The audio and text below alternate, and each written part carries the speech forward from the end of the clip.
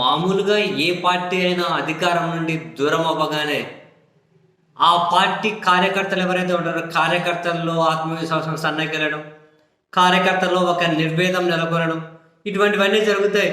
So కార్యకర్తల ఆ నిర్వేదాన్ని పసిగట్టు లేకుంటే మరికొన్ని ప్రయోజనాలు ఆశించు పార్టీలో ఉన్న నాయకులు వేరే పార్టీల్లోకి వెళ్ళిపోవడం, అధికారంలో ఉన్న పార్టీ వైపు జంప్ అయిపోవడం సర్వసాధారణంగా జరుగుతూ ఉంటుంది.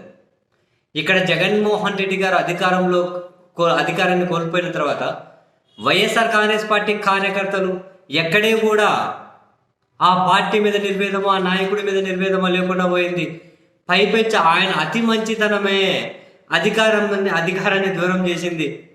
అసలు ఆయన రాజకీయంగా చేయకుండా ఓవర్ మంచితనం వల్లనే అధికారం కోల్పోయారని చెప్పి అటువంటి భావనలో వైసీపీ కార్యకర్తలు ఉండడం చాలా ఇంట్రెస్టింగ్ అనిపించింది.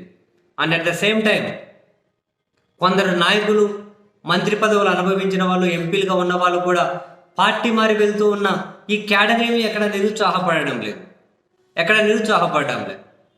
అండ్ అదే సమయంలోనే అప్పటి వరకు అధికారాన్ని అనుభవించినటువంటి చాలా మంది నాయకులు అండ్ అధికారంలో ఉన్నప్పుడు ఓ బ్రహ్మాండంగా మాట్లాడినటువంటి నాయకులు ఇప్పుడు అధికారం పోగానే అది కూడా కార్యకర్తలు ఇబ్బందులు పడుతూ ఉంటే, కార్యకర్తల మీద కేసులు పెడుతూ ఉంటే, కార్యకర్తలను జైళ్ళలో వేస్తూ ఉంటే అక్కడికి వచ్చి కార్యకర్తల ముందు అడ్డంగా నిలబడాల్సినటువంటి నాయకులు అసలు 6 నెలల పైన నుండి ఎక్కడున్నారో అడ్రస్ కూడా కనిపించకుండా పోయారు.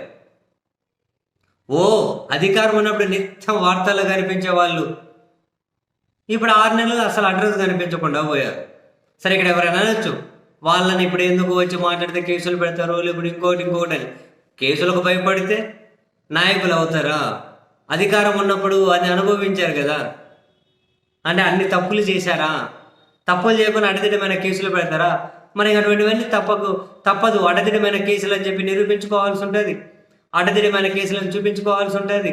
అండ్ వాళ్ళ పార్టీ కార్యకర్తలకు వీళ్ళు కనీసం అడ్డం నిలబడలేకపోతే అదేం లీడర్షిప్ మనకు అర్థం కాదు.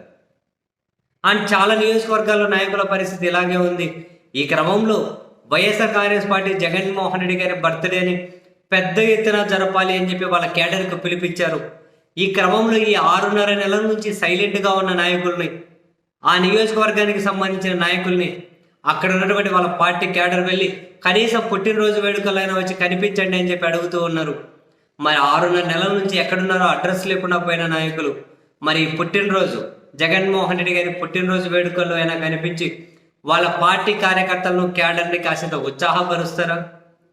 లేకపోతే 6.5 నెలల నుంచి సైలెంట్గా ఉన్న వాళ్ళు ఇప్పుడు ఈ వేడుకలకు సంబంధించి కూడా సైలెంట్గానే ఉండిపోతారా? చూడాలి. అజ్ఞాతవాసం వీడి రాజకీయ స్రవంతిలోకి వస్తారా వీళ్ళు? అజ్ఞాతవాసం వీడి లేదు అంటే అజ్ఞాతవాసాన్ని కొనసాగించుకుంటూ పోతారు. కొందరు నాయకులు స్వయాన కార్యకర్తలు అడుగుతూ ఉన్నారు, ఇక మేము జగన్ గారి బర్త్డే కోసం ఈ కార్యక్రమాన్ని ఏర్పాటు చేసాం, అదిగో ఈ ప్రోగ్రాం ఏర్పాటు చేసాం, మీరు రండి అని చెప్పి అడుగుతూ ఉన్నారు, పిలుస్తూ ఉన్నారు. మరి వాళ్ళు వచ్చే ధైర్యం చేస్తారా లేదా అంటే తెలియదు.